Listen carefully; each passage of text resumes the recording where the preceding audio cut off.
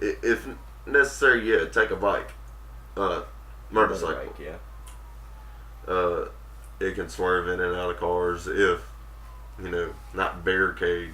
Right. All right. So we're gonna go on number 8. Number 8 is gonna be keep moving, keep low, keep quiet, keep alert. So what are we gonna say about that?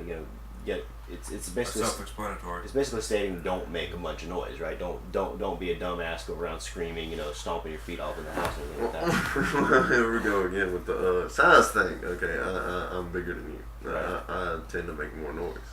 Sometimes, I go ninja on a motherfucker. But Sometimes. Yeah, sometimes. But for the most part, I'm louder. And keep moving. It's hard to keep moving and not make noise. Right. Sometimes it would be a good idea to bunker down somewhere. A ditch if possible. If necessary, not possible. Necessary. I still don't understand that. You're more broader than I don't me. want You to still be in. way less than me. I don't want to be in any situation where I have an open roof or an open area like a ditch. I don't really want to be in that situation unless I just fucking have to. If you have to, that's what I'm saying. I didn't mean to say. All right, so we're gonna give Josh this one. This one is kind of self-explanatory, but I'm gonna have you explain what it means. Number 9 is gonna be no place is safe, only safer. So basically, what does that mean? Why can't you give me the hard one? It's not the hard one. The hardest one's the. I already got it. Okay. Man. Well then, You want me to start? go for it. Okay. Josh, gonna pass the question over. No place is safe, only safer. Okay. Right. You know what that says? It goes back to number 8. Keep moving. You stay in one place too long, sooner or later you're going to get overran. Something's going to figure out you are there. Right. If you move often, not always move, just often, you get a little bit safer because maybe they're not there. Maybe you hunker down in a place they're not. Right. Wide open plain. You can see for miles, Right. It'd be good to be on like a plantation or a farm, just because you can see a long way. But the only difficulty would be the distance between you and any kind of civilization. But then again, would the government still be active? You know sharpshooters. Well, the government, most time in any kind of zombie apocalypse scenario, the government, especially the army, the military, anything, the Marine Corps, they all move in a big group.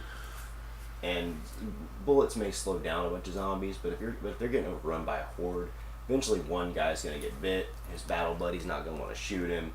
He gets bit. Next guy gets bit. They take out the military. There goes the government. When the military's gone, we have no homeland defense, and as much as I hate to say it, I don't know how many other nations will come to our aid in a situation like that. It's like, say that we only have zombies here in the United States. I don't know if just throw a name out there. We'll go North Korea. I don't know if North Korea is going to throw a bunch of an army our way and go, oh, help them. They're probably going to go, oh, we're safe here on this island. Let's just stay here. But you have to think government, man. Solar flares. I know this is on a different topic for a minute, Right. but solar flares. They supposedly already got tunnels buried in the earth, so it's a secret escape for government officials. How do we know that they can't rise back up, come up here, deal with stragglers? Yeah. We're resource, man. We take away from them. But we're going. Well, we are going. We're kind of going on 2 different theories there. I know we're completely off subject now. Yeah, I know. But it is good because it does kind of go into a panic room situation where, if to bring it back a little bit, Let's just say that if one of them get bitten and they all get locked down in there. Yeah. Well, we're going basically. That's kind of an umbrella situation. Yeah. We're going basically off of like a panic room or even a vault, kind of like Fallout, Vault 101. We're going off something like that now. Where what if a zombie apocalypse happened and all the government and everybody that was rich and famous and went underground for a time?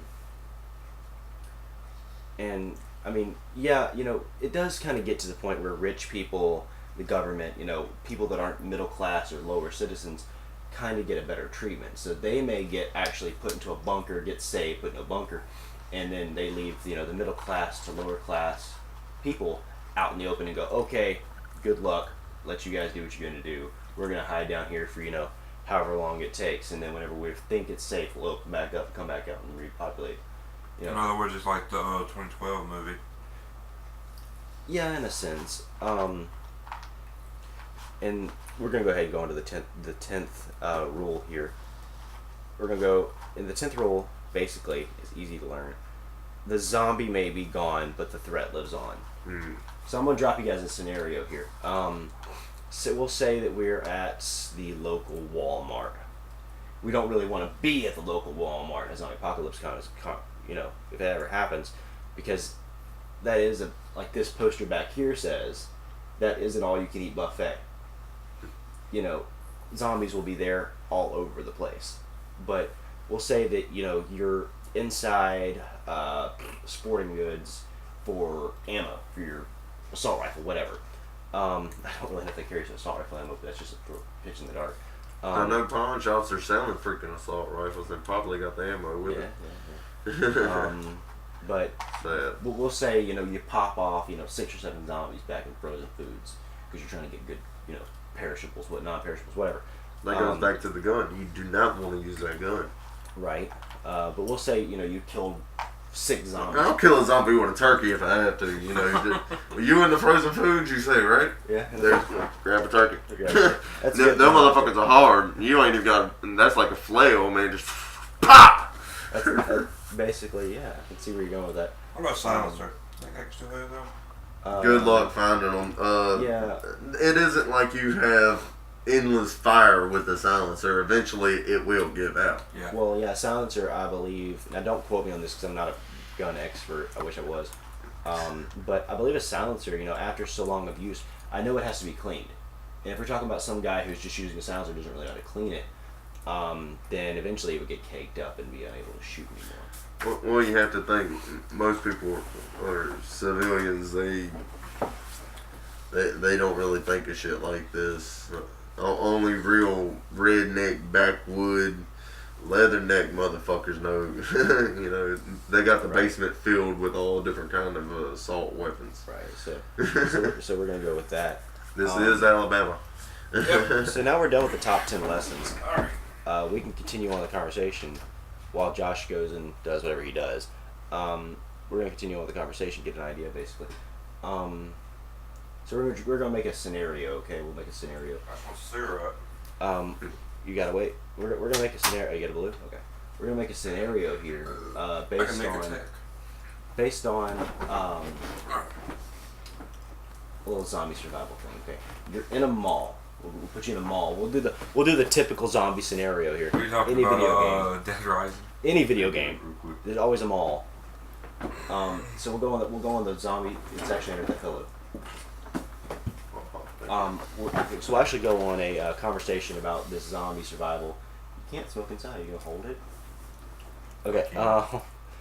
And we'll go on this. So we're in a mall. Okay. We'll say the three of us. We got 3 different type of fighters here. We got 3 different type of survivalists. So we're in a mall. We're barricaded in. We have to get out. Okay. So we'll just say we woke up in a mall, and we got to get out. Kind of throw us in a Dead Rising scenario. How would you do it? Like, how would you get out the door? Say the only way out is the front door or the roof. How would you get out?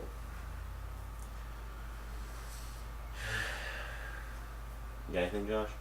Dude, all I heard was the only way out is the roof or the front door.